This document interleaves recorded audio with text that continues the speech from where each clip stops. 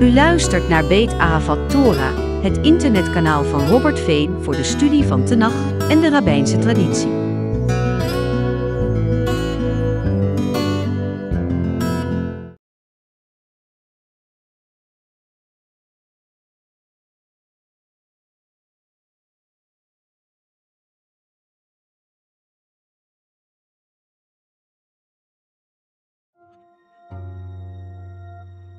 Miracles, later additions to the Jesus story. The New Testament Gospels are filled with stories of Jesus performing miracles. He heals the sick, casts out demons, even raises the dead. However, these miraculous events weren't part of the earliest accounts about Jesus. The Apostle Paul, who wrote his letters just a few decades after Jesus' death, never mentions Jesus performing miracles during his lifetime. Paul's letters are our earliest Christian writings, predating the Gospels. This suggests that the miracle stories arose later in the oral tradition and were eventually written down in the Gospels. Why this change? Early Christians struggled to express their profound spiritual experiences. They believed Jesus was the Son of God, filled with divine power. Miracles became a powerful way to convey this belief, showcasing Jesus' authority over nature and even death itself. Paul's vision, a different kind of resurrection. Paul's account of Jesus' resurrection is also significant. For Paul, the resurrection wasn't a bodily event witnessed by many. He describes his own encounter with the risen Jesus as a vision, a spiritual experience.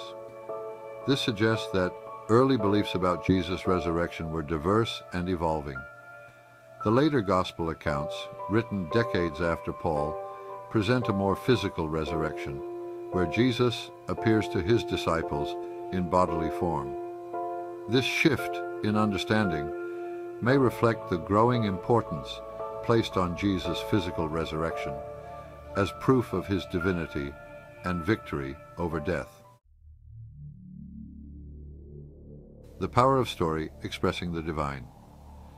The inclusion of miracles in the Gospels served several purposes. They demonstrated Jesus' power and authority, aligning him with figures of power in the Jewish tradition, like Moses and Elijah. Miracles also attracted followers, demonstrating God's power working through Jesus. But more importantly, these stories were a powerful way for the gospel writers to express their faith and understanding of Jesus. They believed Jesus was the Messiah, the Son of God. Miracles became a symbolic language to convey the magnitude of his divine nature. These stories weren't meant to be taken literally, but rather as powerful metaphors for God's transformative power at work in the world through Jesus. Section 4. Nature's abundance. Miracles of provision and God's presence. Many of Jesus' miracles involve nature calming storms, turning water into wine, multiplying loaves and fishes. These stories draw heavily from Jewish themes of God's provision and care for his people. The story of Moses striking the rock to provide water in the desert, or the manna that appeared to feed the Israelites, resonate with the feeding miracles of Jesus. These miracles weren't simply about providing physical sustenance. They were symbolic acts, revealing God's presence and care for his people through Jesus. Just as God provided for the Israelites in the wilderness, so too did Jesus provide for those who followed him, demonstrating his role as the new Moses, leading his people to spiritual nourishment and salvation. Section 5. The barren fig tree. A lesson in faithfulness. The story of Jesus cursing the fig tree is often interpreted literally. However, a closer look reveals a deeper symbolic meaning. The fig tree, in Jewish tradition, represented the nation of Israel. Its fruitfulness symbolized faithfulness to God. By cursing the barren fig tree, Jesus was highlighting the spiritual state of Israel, which he believed had become distant from God.